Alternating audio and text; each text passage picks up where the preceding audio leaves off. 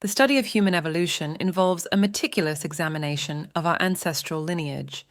This presentation offers a comparative analysis of three pivotal hominin species: Homo sapiens, Homo erectus, and Homo neanderthalensis. We will explore their estimated age ranges, distinctive morphological traits, and the crucial archaeological and fossil evidence that defines them. Furthermore, we will acknowledge the profound contributions of the scientists and research teams whose dedicated work has illuminated our understanding of these ancient relatives. This comprehensive overview aims to delineate the unique evolutionary trajectories and shared heritage of these remarkable species. Modern humans, Homo sapiens, are thought to have diverged from other hominin lineages between 550,000 and 750,000 years ago. This estimation is primarily based on sophisticated molecular clock analyses of genetic data.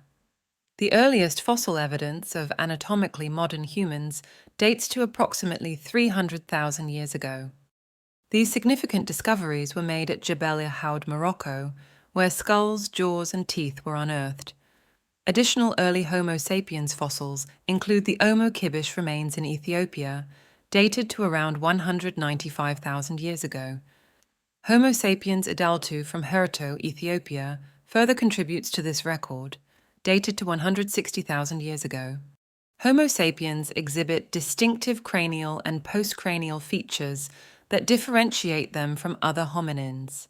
Their cranial vault is high and globular, featuring a vertical forehead and significantly reduced brow ridges.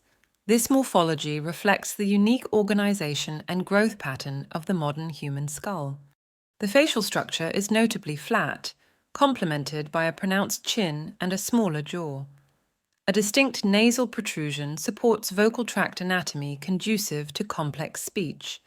Dentition includes smaller, less robust teeth compared to earlier hominins, indicating shifts in diet and food processing techniques. The postcranial skeleton of Homo sapiens is characterized by long limbs relative to torso length. This slender body plan is well adapted for endurance running and efficient heat dissipation. These adaptations underscore a lifestyle requiring sustained physical activity across diverse environments. The fossil and archaeological record of Homo sapiens is rich and informative. Jebel Irhoud, Morocco, yielded skulls, jaws, and teeth dated to approximately 315,000 years ago. These finds were associated with Middle Stone Age tools, including blades and points crafted using Levallois techniques. At Omo Kibish, Ethiopia, two partial skulls were dated to around 195,000 years ago. Their age was established through argon dating of volcanic tuffs overlying the fossils. Herto, Ethiopia, provided Homo sapiens idaltu fossils from about 160,000 years ago, displaying a mix of modern and archaic traits. Archaeological sites like School and Kafsa caves, dating from 81,000 to 101,000 years ago, offer compelling evidence of symbolic behavior. Ochre-stained burials and personal ornaments, such as Nassarius shell beads, demonstrate early Homo sapiens' cognitive complexity in the Levant. Jean-Jacques Hublin of the Max Planck Institute led the redating and analysis of the Jebel Irhoud fossils in 2017. This pivotal work pushed back the earliest known age of Homo sapiens to approximately 315,000 years ago. Tim D. White and his colleagues at the University of California, Berkeley, discovered and described Homo sapiens idaltu at Herto, Ethiopia, in 2003. Their research refined the morphological criteria for early modern humans. Rick Potts of the Smithsonian Institution has emphasized the role of climatic fluctuations and mosaic evolution during the Middle Stone Age. He integrates genetic and archaeological data into comprehensive models of Homo sapiens' evolution. Eleanor Skerry, also from the Max Planck Institute, advocates for a Pan-African origin of Homo sapiens. She highlights the fragmentary nature of the fossil record and the necessity of integrating diverse lineages across the continent. Aylwin Scally and Richard Durbin of the Sanger Institute have contributed significantly to refining genetic divergence estimates. These estimates are crucial for informing the timing of Homo sapiens' emergence. Homo erectus stands as one of the longest surviving hominin species, with a remarkable temporal range. Its existence spans from approximately 1.9 million years ago to as late as 110,000 years ago in Southeast Asia. Early dispersals beyond Africa are well evidenced at sites like Dmanisi, Georgia, dated to around 1.8 million years ago. Homo erectus exhibits distinct cranial features, including an elongated low cranial vault. A continuous supraorbital torus, or brow ridge, is prominent, along with thickened cranial bones. An occipital torus is also present at the rear of the skull. Brain size in Homo erectus shows increased encephalization compared to earlier hominins, averaging between 600 and 1,100 cubic centimeters. Dmanisi specimens show an average of 546 cubic centimeters, while later Soloensis fossils reached 1,251 cubic centimeters.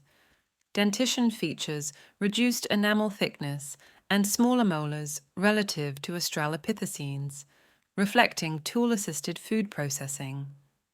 The postcranial skeleton of Homo erectus displays modern human-like limb proportions, characterized by long legs and shorter arms. This adaptation facilitated obligate bipedal locomotion. A robust body build supported long-distance travel and endurance running, indicative of their mobile lifestyle.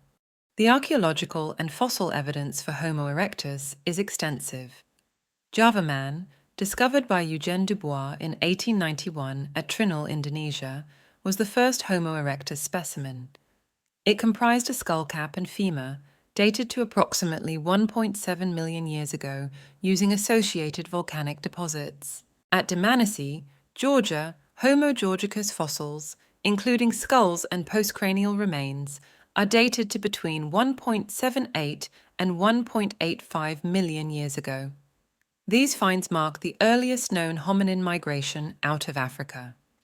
Zhoukoudian, or Peking man, in China, yielded a series of skulls and associated stone tools excavated in the 1920s and 1930s.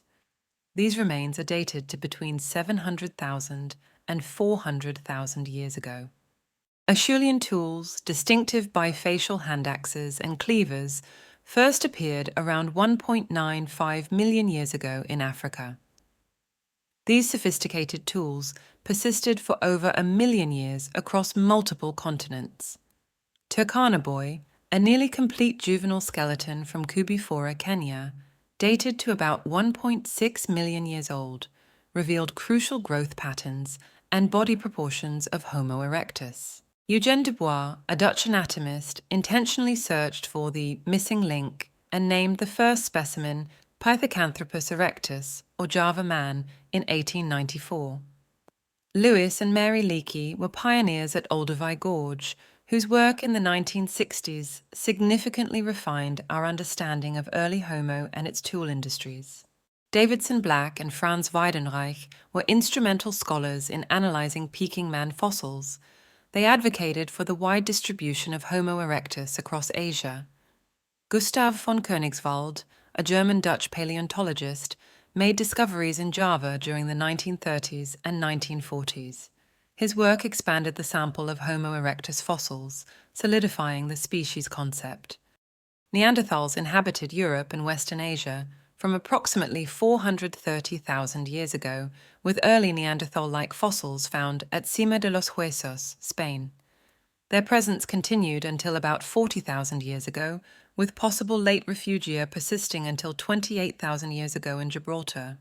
Neanderthals possessed a long, low brain case with pronounced brow ridges, or a supraorbital torus. They also featured a projecting midface and an occipital bun at the back of the skull. Their average brain volume ranged impressively between 1,200 and 1,750 cubic centimeters. Their large nasal aperture and robust cheekbones are hypothesized adaptations for warming and humidifying cold, dry air.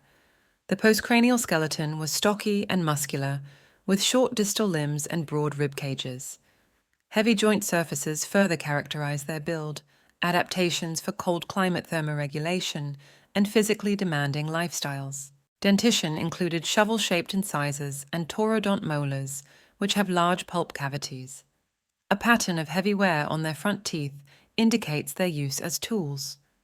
This suggests a versatile and demanding use of their dentition beyond mere chewing. The first recognized Neanderthal specimen, Neanderthal 1, was discovered in 1856 at Feldhofer Cave in Germany. It was described by Johann Fuhlrott and Hermann Schaffhausen in 1857. Cima de los Huesos, Spain, contains Middle Pleistocene deposits approximately 430,000 years old. These deposits preserve hominin remains that bridge Homo heidelbergensis and Neanderthals. Nuclear DNA from these remains shows closer ties to Neanderthals, while mitochondrial DNA aligns with Denisovans. Shanidar Cave, Iraq, revealed Neanderthal burials from 75,000 years ago, with pollen evidence suggesting funerary rituals. Denisova Cave in Siberia yielded DNA from small bone fragments, revealing a distinct Denisovan population.